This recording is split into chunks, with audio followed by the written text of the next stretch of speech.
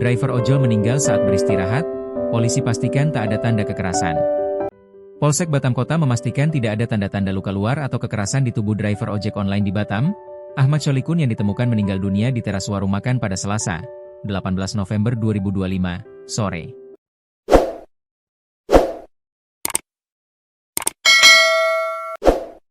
Kapolsek Batam Kota, Kompol Anak Agung Madewinarta, membenarkan kejadian meninggalnya seorang driver ojek online di kursi depan sebuah ruko di Balai Permai, Batam Kota, pada hari itu.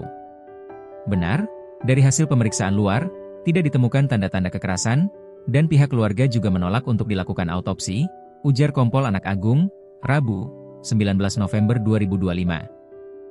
Dari hasil pemeriksaan saksi dan penyelidikan sebelumnya, Sholihkun sempat mengeluh sakit sebelum akhirnya ditemukan tak bernyawa. Dari keterangan saksi Ra, korban bercerita kepada saksi bahwa badannya terasa panas dingin, lalu meminta dibelikan obat paracetamol, ujar Kapolsek.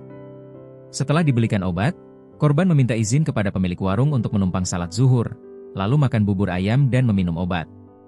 Siap makan dan minum obat, izin kepada pemilik warung untuk istirahat sebentarkan di kursi itu, ujar Agung. Sekira pukul 15 WIB, saksi 2, RN mencoba membangunkan korban namun tak merespons. Jam itu saksi kedua ini mengiranya lagi tidur pulas. Nah pukul 16.45 WIB, saksi RN kembali membangunkan korban, namun tidak ada respons dan tangannya sudah terasa dingin, ungkap Kapolsek. Kejadian ini pun segera dilaporkan ke Ketua RT dan diteruskan kepada pihak kepolisian. Personel Polsek Batam Kota tiba di lokasi sekitar pukul 17.30 WIB dan melakukan pengamanan tempat kejadian. Tak lama, tim identifikasi Polresta Barelang dan pihak RS Bayangkara Polda Kepri datang untuk pemeriksaan lebih lanjut. Hingga saat ini pihak kepolisian masih menunggu hasil keterangan medis penyebab pasti meninggalnya Sholihkun.